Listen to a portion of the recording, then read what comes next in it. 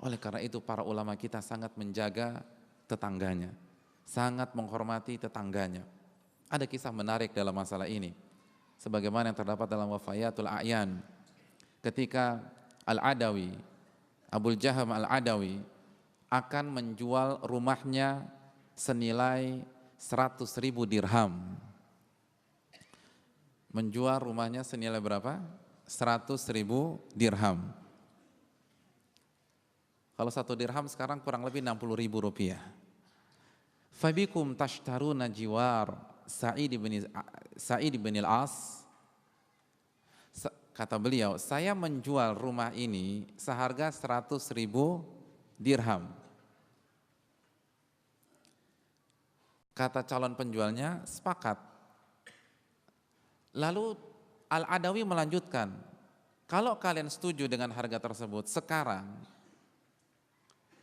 berapa yang kalian berani keluarkan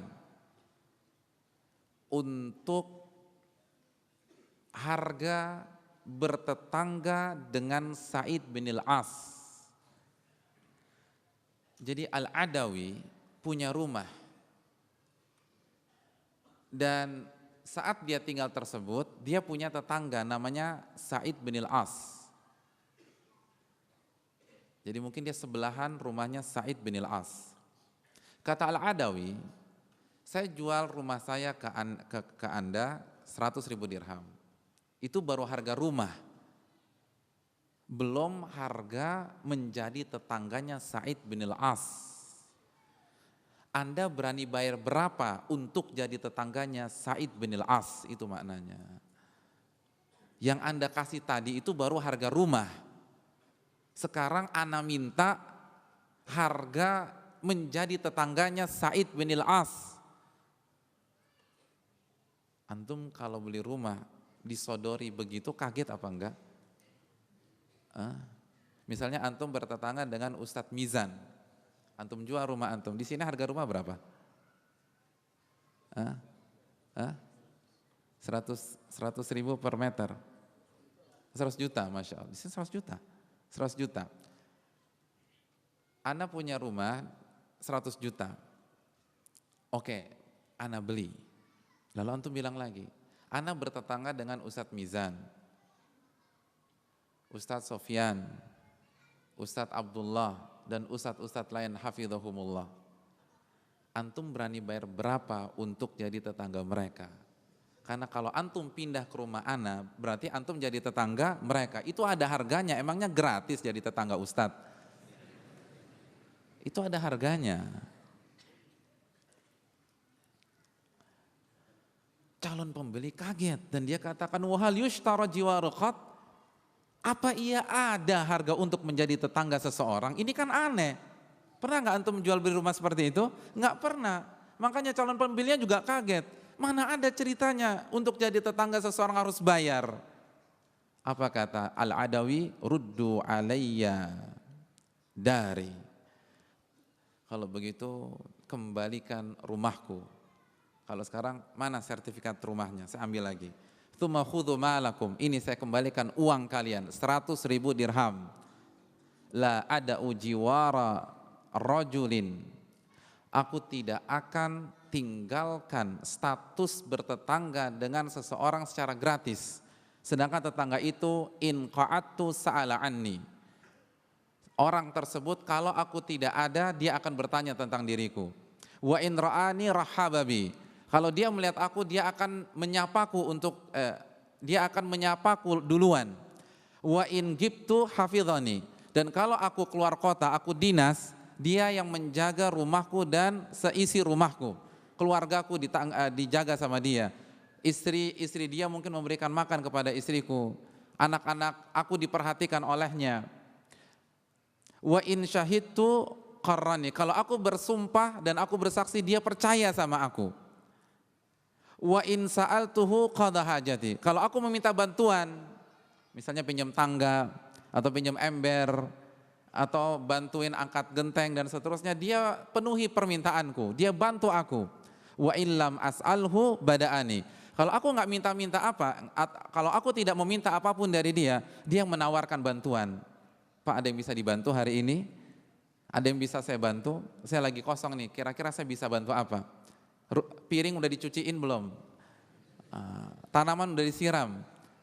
Baju udah disetrika? Nanti saya bantuin setrikain. Ada tetangga demikian? Kalau Anda kasih tahu, saya mau pindah di Lombok kalau begitu. Ini Sa'id bin al-As. Wa illam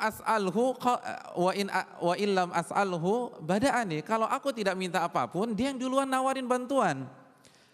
Wa in nabatni farraja'anni. Kalau aku ditimpa kesulitan, dia yang mengangkat kesulitanku dari diriku tersebut.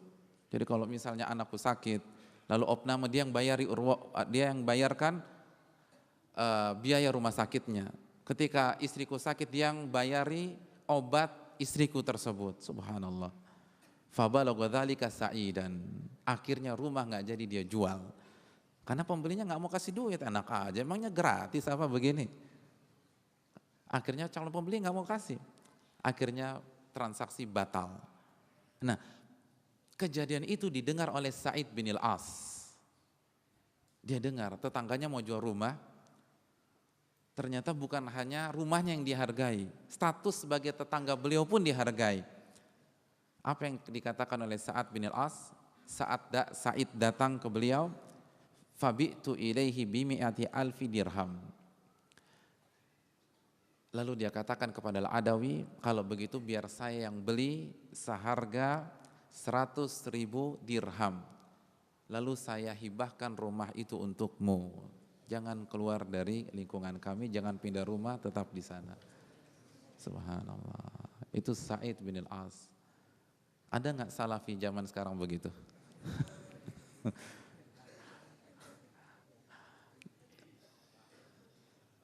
Man kana yu'minu billahi wal yawmil akhir falyukrim jarahu. Barang siapa yang beriman kepada Allah dan hari akhir, hendaklah dia muliakan tetangganya. Bayangkan, dibayari lalu dikasih dan bilang jangan pindah, saya mau kamu tetap jadi tetangga saya. Jadi hadirin yang dirahmati oleh Allah, itulah yang dilakukan para ulama kita. Lalu Nabi melanjutkan, wa man kana yu'minu billahi wal yawmil akhir falyukrim dhaifahu. Dan barang siapa yang beriman kepada Allah dan Rasulnya, maka hendaklah ia muliakan tamunya. Ketika ada tamu datang, layani. Ingat, Nabi tidak katakan kasih makan, tapi Nabi katakan falyukrim, muliakan. Jadi kalau ada tamu, buat bagaimana dia merasa menjadi orang yang mulia di rumah kita. Nabi tidak mengatakan falyut'imhu, kasih makan, lalu suruh pulang, tidak. Falyukrim, muliakan. Kalau Anda yakin beriman kepada Allah dan hari kiamat, muliakan tamu Anda. Makanya simbol pemuliaan tamu siapa? Nabi siapa? Nabi Ibrahim alaihissalam dalam surat Adz-Dzariyat. Sampai Allah katakan hal ataka hadithu dhaifi Ibrahim al-mukramin. Wahai Muhammad, sudahkah engkau mendengar cerita tentang tamu-tamu Nabi Ibrahim yang dimuliakan oleh Nabi Ibrahim? Idz dakhalu alaihi faqalu salaman qala salamun qaumun munkarun. Ketika tamu ini masuk, datang berkunjung ke rumahnya, lalu mereka mengucapkan salam. Lalu Nabi Ibrahim membalas salamnya, qaumun munkarun. Ternyata tamu-tamu ini tidak diundang dan Nabi Ibrahim tidak tahu siapa mereka. Bayangkan, ini Nabi. Anda tanya, Ustadz itu sibuk apa tidak?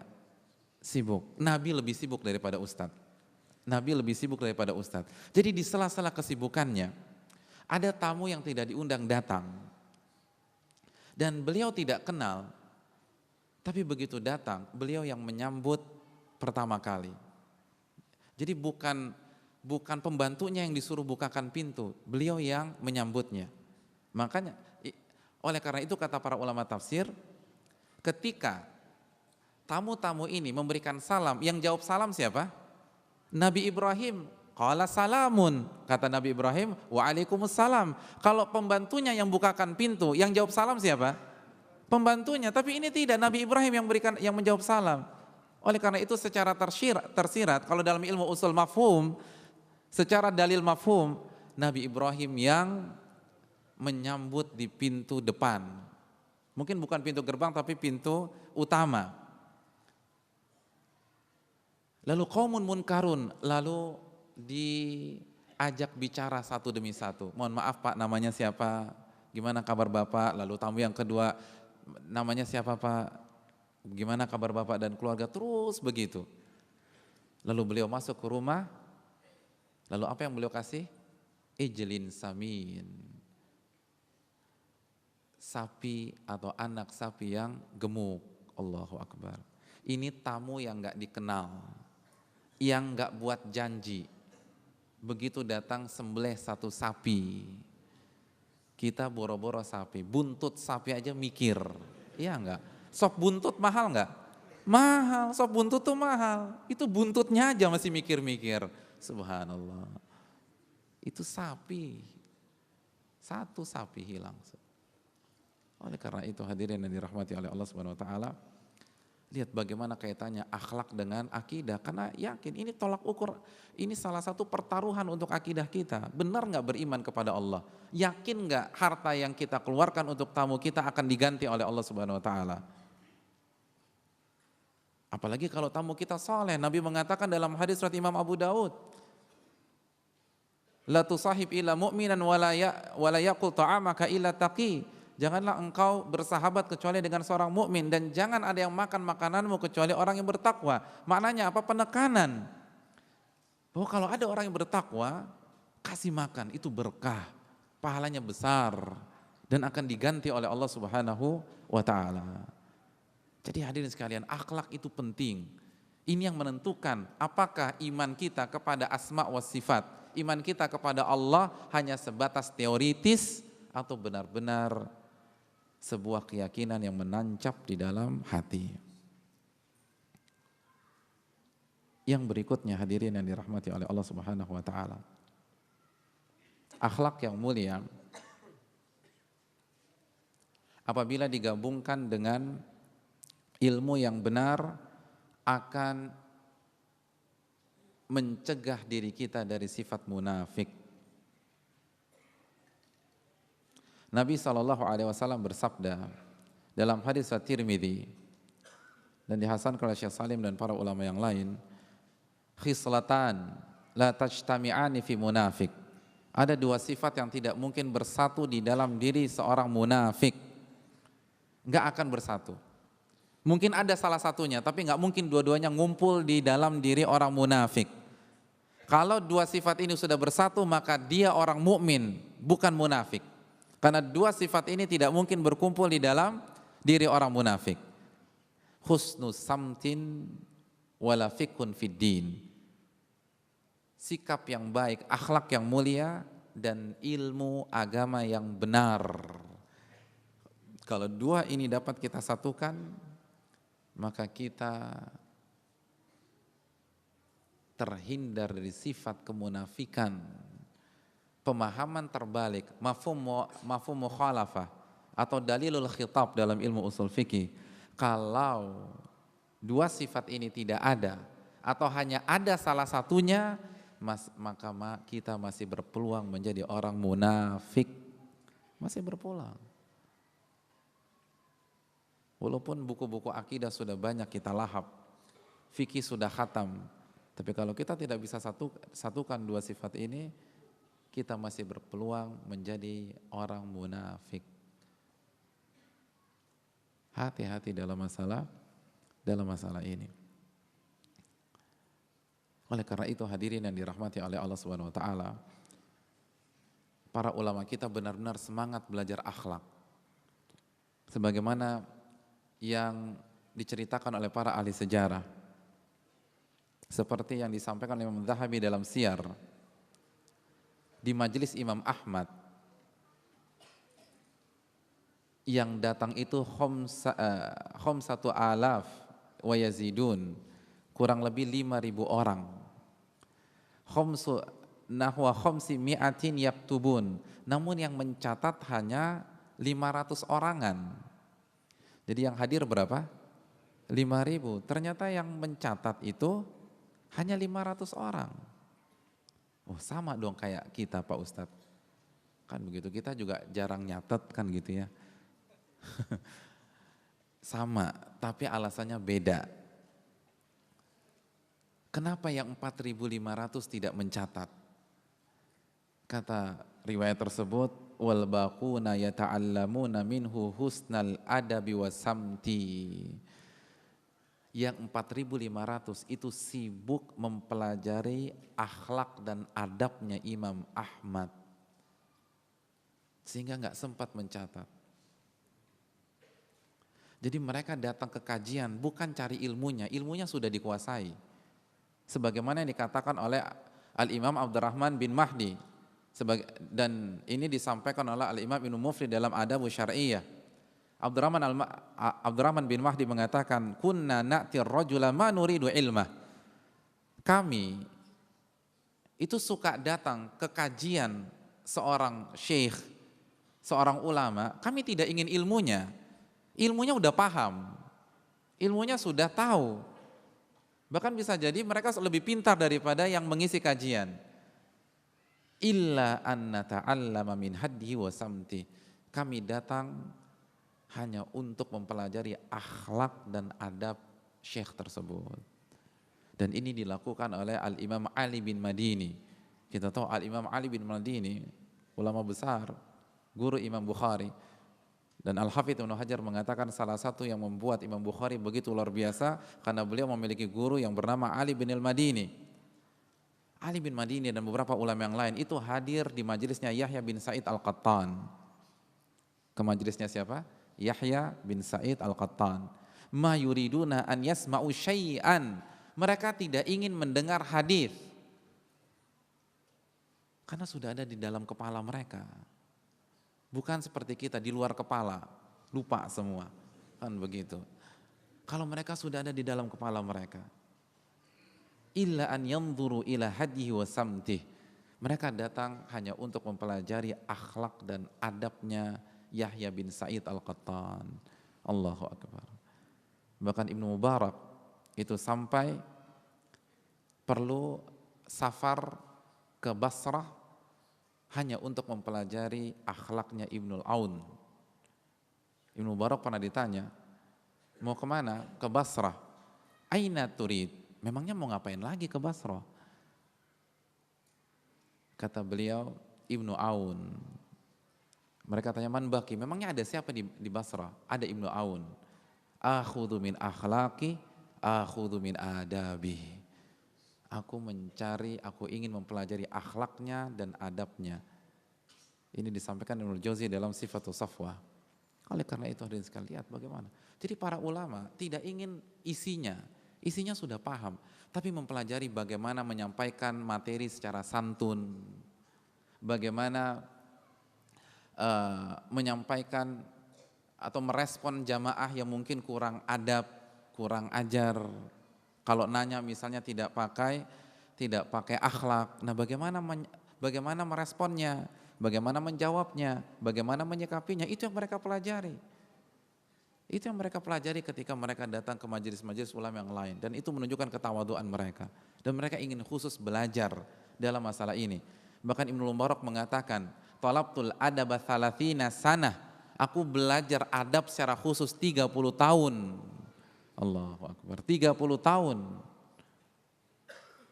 Itu para ulama, makanya mereka berakhlak semua, memang khusus belajar adab. Seperti itu tadi, mereka datang ke majelis khusus belajar adab. Bukan secara teori, bukan secara retorika, tetapi praktek langsung. Ini bagaimana nih menyampaikan materi secara berakhlak, secara hikmah. Dan ini penting. Saya pernah mengikuti kajian via video yang diasuh oleh Syekh Abdul Aziz Ar-Rais, salah satu masyayikh di Riyadh yang cukup tegas. Lalu begitu beliau baru innal hamdalillah, di sebuah kajian beliau, itu langsung ada yang interupsi. Langsung ada yang interupsi. Langsung ada yang angkat tangan, motong pembicaraan. Bayangkan, Ustadz Antum baru innal hamdalillah, langsung angkat tangan, nanya. Kira-kira sopan apa tidak? Enggak sopan. Tapi disambut oleh beliau. Beliau dengarkan pertanyaan orang tersebut dan beliau jawab. Ternyata orang ini enggak puas. Bantah lagi. Bayangkan udah dikasih waktu, dibantah lagi. Dijawab sama beliau. Dibantah lagi. Dijawab lagi. Akhirnya beliau mengatakan, bagaimana kalau selepas kajian kita bicara berdua dan kita mulai dulu kajiannya. Ini kan kajian belum mulai, baru innal hamdalillah. Bukannya duduk, dia malah ngeloyor pergi. Dia malah pergi. Kira-kira kurang ajar nggak? Kurang ajar. Dipanggil sama beliau. Kata beliau begini, ya fulan, baqa'uka yus'iduni wa khurujuka yuhzinuni. Wahai fulan, jangan pergi. Kehadiranmu di majelisku ini itu membahagiakan diriku. Dan kepergianmu menyedihkan diriku. Subhanallah. Kalau antum digitukan sama tuan guru antum gimana? Itu sampai subuh nggak pulang-pulang mungkin. Saking terharunya kan gitu ya. Ya Allah. Bilang begitu, subhanallah. Itu kan nggak ada di bangku kuliah. Itu nggak ada di dalam buku, itu lihat langsung. Jadi ini yang penting. Ini hal yang perlu kita camkan bersama-sama. Jadi pentingnya datang ke majelis ulama. Dan ini juga menunjukkan kepada kita pentingnya datang ke majelis ilmu secara langsung. Tidak mencukupkan dengan radio, tidak mencukupkan dengan televisi. Walaupun radio dan televisi adalah media yang sangat bermanfaat. Tapi beda datang langsung dengan hanya dengar di radio atau di TV. Di antaranya itu tadi, antum bisa mempelajari akhlak dari Ustadz Antum. Antum bisa mempelajari adab beliau. Antum bisa melihat perangai dan sikapnya setelah turun dari kursi kajiannya, dan itu tidak kalah penting. Dan betapa banyak orang mendapatkan hidayah dalam masalah ini. Oleh karena itu hadirin yang dirahmati oleh Allah Subhanahu wa taala, sekali lagi ilmu yang benar secara teori harus dipadukan dengan akhlak yang mulia. Harus dipadukan dengan akhlak yang mulia. Poin yang berikutnya.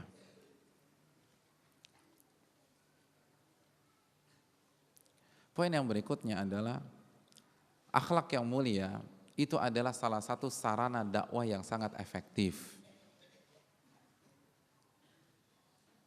Sarana dakwah yang membuat orang bisa kembali kepada tauhid, kembali kepada sunnah, meninggalkan bid'ah.